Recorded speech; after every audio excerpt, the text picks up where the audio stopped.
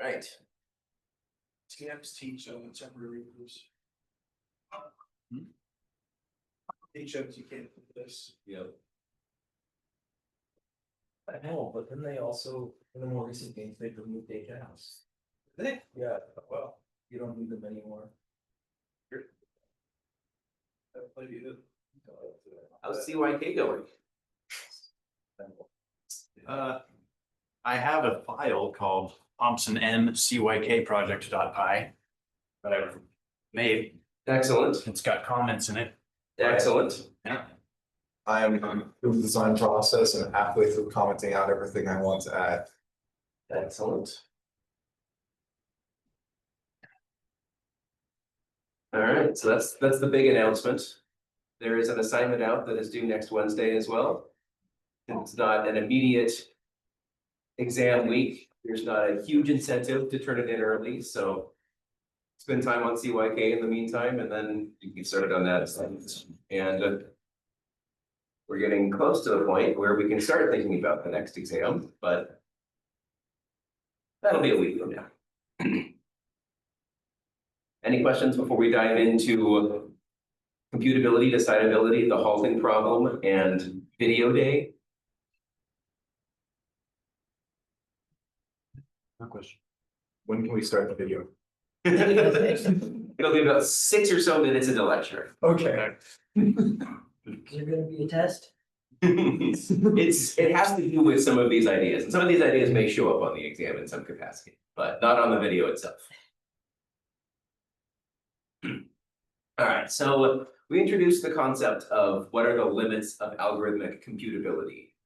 And so there are some problems, some very interesting problems that we actually can't solve. So we're going to start instantiating some of those problems, the first of which is the halting problem. But before we talk about that, we need to define what it means to be computable or decidable. These are concepts that we've dealt with before, but we're going to actually stick names to them now. So computable just says there exists a Turing machine computing the value of some function for all arguments in its domain. If there exists such a Turing machine, then the function is computable. And the opposite of that, uncomputable, says that there is no such Turing machine that can do that. So for some domain, we have some function that maps inputs to outputs. Decidable is just the yes/no question. So if we restrict the output to yes or no, then if a Turing machine exists that can always answer yes or no in a finite amount of time for every instance of the problem, then it is decidable. So it maps to a recursive language. And if it's undecidable, then no such Turing machine exists.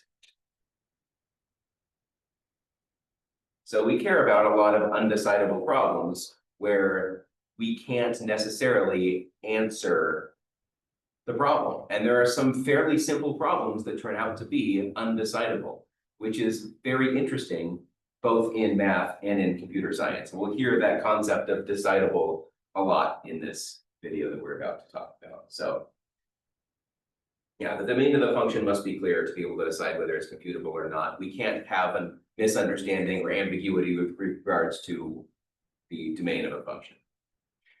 So the first problem we're going to study is the halting problem, because it turns out to be a problem that is undecidable. The goal of this problem would just be to say, can we write a program that takes as input another program and an input to that program, and spits out as output whether the program passed in as input terminates or does not terminate on the input that was also passed. So imagine writing that to take in some kind of Java program. You write the program that looks at and analyzes the Java program. It cannot run the program, but it analyzes the program and needs to determine yes or no, that program halts or doesn't halt on that input. You know what, even for fun, let's say you can run the program. You could simulate the running of that program. Is it possible to write such a program? And the answer is yes, if we restrict it to writing a program for a particular input. If your task is to generalize this to this particular program and this particular input, you may be able to analyze some aspects of the syntax of that, but being able to do that in general for any given program turns out to be undecidable. So yeah, we did a single program to do this for an arbitrary program and an arbitrary string. So possible or impossible, and we proceed with a proof by contradiction, which we will get visuals for in the video I'm about to show. So we assume that the Turing machine exists, as usual, proof by contradiction. So we're going to call this machine H for the halting problem. This machine is defined to solve the halting problems. We're going to call it H. It ends in some final state if this input Turing machine M accepts the input string W, and in some other state if it does not accept W.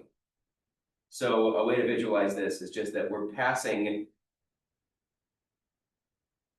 the M and the W in as input to this Turing machine. H starts in state Q0, and it either ends in QY or QN. It ends in QY if M halts on W, and it ends in QN if M does not halt on W.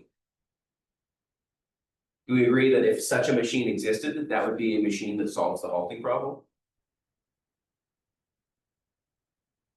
Yeah.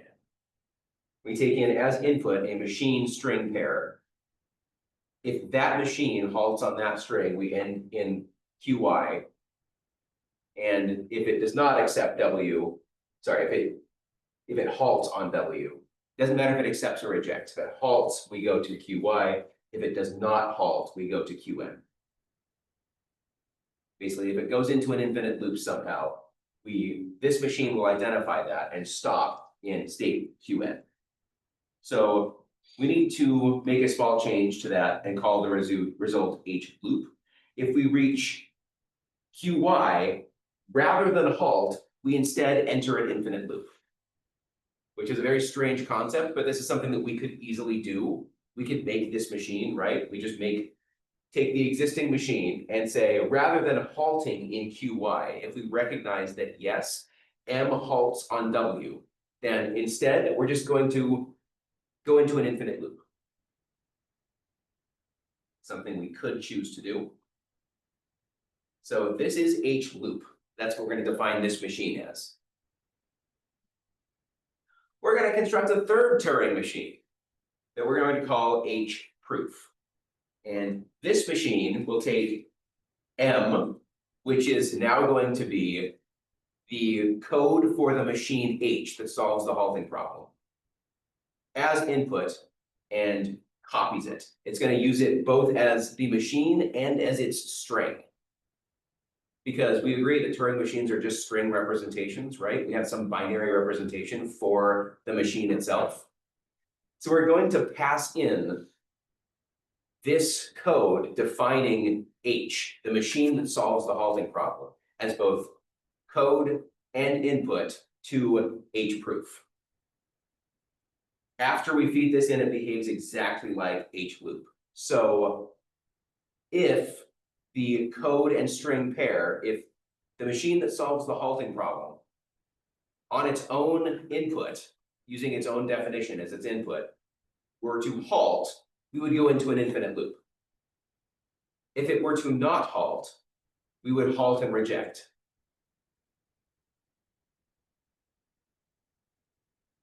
So we now substitute M for H proof, giving it as input W proof, as I just described. And we end up with this following contradictory statement. This machine, H proof, halts on W proof, if and only if H proof does not halt on W proof.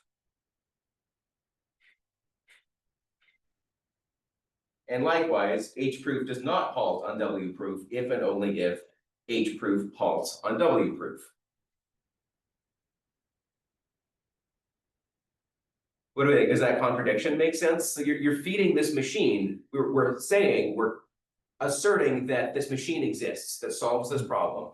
And if this machine exists, then we feed it to a program that exists solely to go into an infinite loop when it doesn't halt, and stops and says, this program doesn't halt, if and only if it halts. So we create a contradiction, and this is much more easily visualizable if I am actually showing this, or it's actually visual in nature. So we're gonna start back at the beginning of this video. I somewhat, the first time I taught this class, I only did the part of this that was related to the halting problem, but I have since found that it's much more enlightening to watch the entirety of the video. And it's 33 minutes, so it'll basically take us right about to the end of class. It is Veritasium, yes. Veritasium has plenty of other wonderful videos, but this one is just on, it's called Math's Fundamental Flaw, which is interesting to note when we talk about the limits of algorithmic computation. What are the limits of math's computation, and how does that apply to computer science? It's something that's very important to know if you're going to go out and answer questions or ask questions about math and about computer science. So let's actually do this. The question is, do I have subtitles? Everyone likes subtitles. If you don't like subtitles, you're crazy. All right, I think we have them. It says English.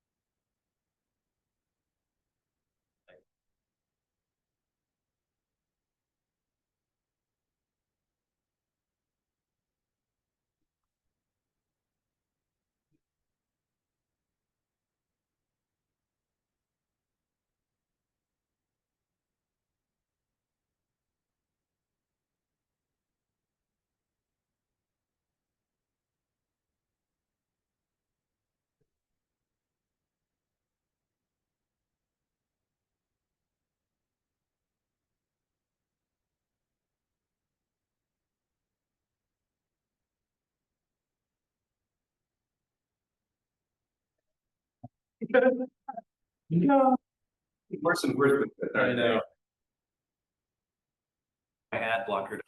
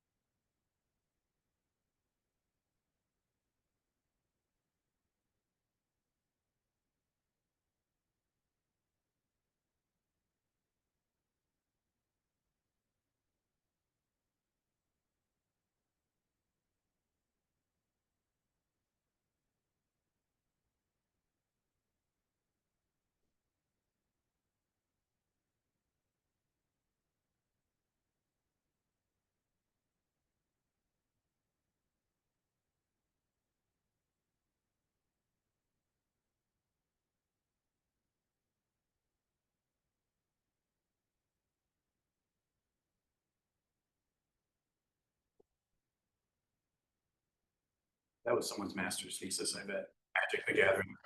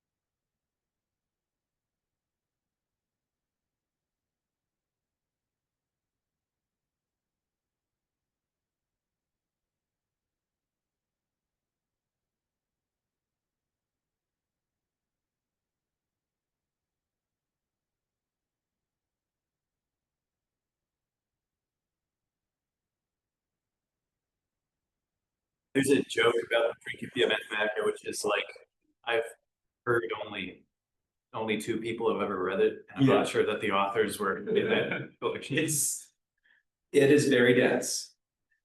762 pages to get a complete proof that 1 + 1 = 2. Yeah.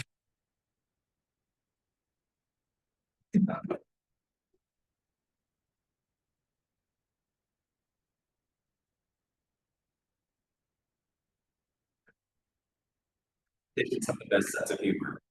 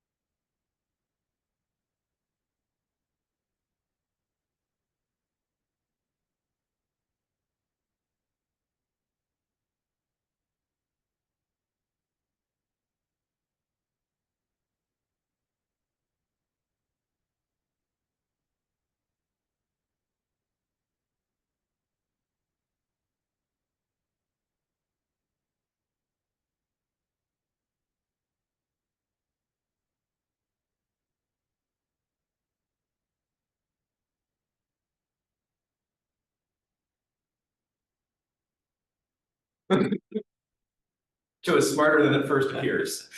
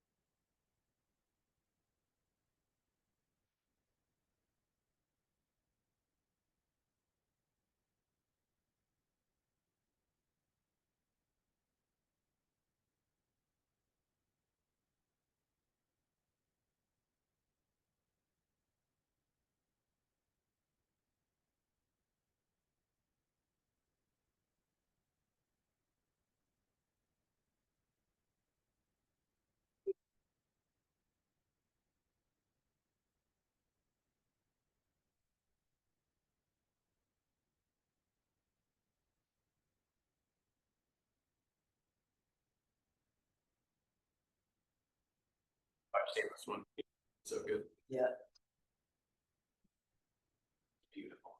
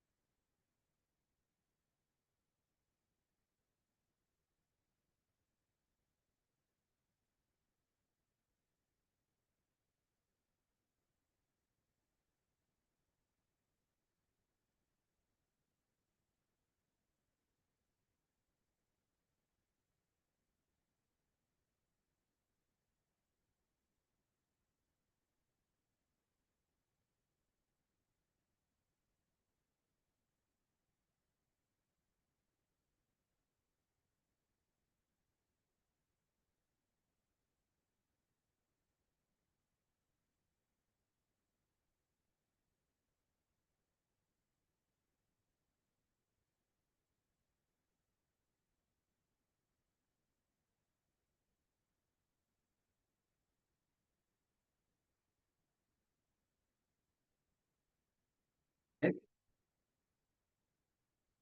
feel like that's worth watching, just to get a sense of where all of these ideas come from. And kind of the issues that arise from self-reference as well, because we kind of, that is a big hole, but it's also a hole that we can't really see out of. And so knowing the limits of what we can and can't do turns out to have quite a large effect on the applications that we design and that we use. Being aware of that helps us to be able to know those limits. I don't know, any thoughts on that? Any discussion that comes up from that? I just think it's very like philosophical how mathematicians are in effect trying to prove mathematics itself, but mathematics can't. Yeah, And there are it's- things that it can't prove, so it can't prove its own consistency. Right. Yeah. Which is baffling to me, and is also just like so thought-provoking as well. Yeah, Something I've been wondering about is a lot of things that people have said throughout history that are impossible, mathematically impossible, were later proved to be possible, given with like workaround or given things that the originals haven't thought about. So I'm Right. wondering, maybe there is a way to make it complete or Yeah. dependable that we just haven't thought about yet. that is true. I mean, that is certainly interesting. The way that the problems that I find myself focusing on are a lot of the unknowns that we still have in today's day and age. So things like a lot of properties of the universe of which we are a part of.